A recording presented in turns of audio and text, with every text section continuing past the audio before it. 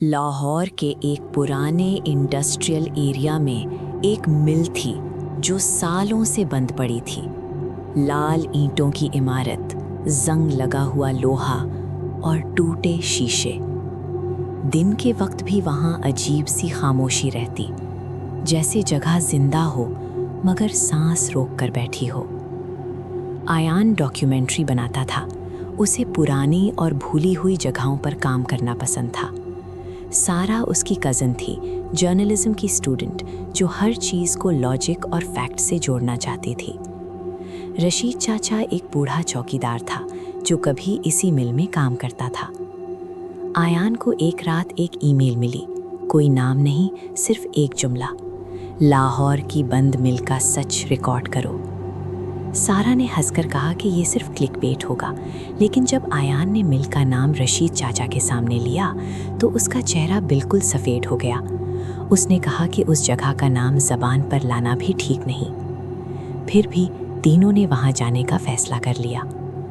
رات کے 11 بجے جب مل کا گیٹ کھولا گیا، ایک ٹھنڈی اور بھاری ہوا کا جھونکا نکلا۔ اندر اندھیرا اتنا گہرا تھا کہ ٹارچ کی روشنی بھی کم لگ رہی تھی۔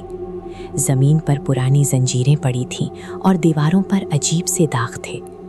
اچانک کہیں دور سے مشین کے چلنے جیسی آواز آئی، دھیمی لیکن واضح۔ ایان نے کہا بجلی تو ہے ہی نہیں، پھر یہ آواز کہاں سے آ رہی ہے؟ رشید چاچا نے کانپتے ہوئے کہا کہ یہ رات والی شفٹ کی آواز ہے۔ ٹارچ کی روشنی میں ایک سایہ دیوار کے ساتھ ساتھ گزرا۔ سارا چیخ پڑی، ٹارچ گر گئی اور اندھیرا اور گہرا ہو گیا۔ اس اندھیرے میں کسی نے بھاری آواز میں کہا، کام مکمل نہیں ہوا۔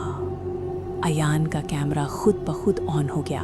اسکرین پر پرانے مزدوروں کے چہرے دکھنے لگے، آنکھوں سے خون بہہ رہا تھا، جسم آدھا مشین کے اندر پھنسا ہوا۔ سارا نے روتے ہوئے کہا کہ یہ سب جھوٹ ہے، لیکن اس کی آواز کانپ رہی تھی۔ پھر زمین ہلنے لگی، زنگ لگی مشینیں خود چلنے لگی۔ راشد چچا چلائے کہ بھاگو، لیکن گیٹ بند ہو چکا تھا۔ ایان نے دیکھا ایک آدمی جس کا جسم مشین میں دبا ہوا تھا، پھر بھی وہ چل رہا تھا۔ اس نے کہا، ہم ابھی ڈیوٹی پر ہیں۔ اچانک سارا کی چیخ آئی، پھر خاموشی۔ وہ غائب ہو چکی تھی، صرف اس کا ریکارڈر زمین پر گرا ہوا تھا۔ راشد چچا گھٹنوں پر گر گئے۔ انہوں نے کہا کہ وہ سالوں پہلے اس رات بھاگ گئے تھے جب مزدور اندر پھنس گئے تھے۔ مشین کا شور رک گیا، سناٹا چھا گیا۔ پھر ایک آواز آئی، بالکل قریب سے، اب تمہاری شفٹ ہے۔ صبح جب لوگ مل کے اندر گئے تو صرف راشد چچا زندہ ملے۔ زبان سے ایک لفظ بھی نہیں نکل رہا تھا۔ ایان اور سارا کا کبھی پتہ نہیں چلا۔ آج بھی لوگ کہتے ہیں کہ رات کے وقت اس بند مل کے اندر مشینیں چلتی ہیں اور کوئی دھیمی آواز کہتی ہے کہ کام ابھی باقی ہے۔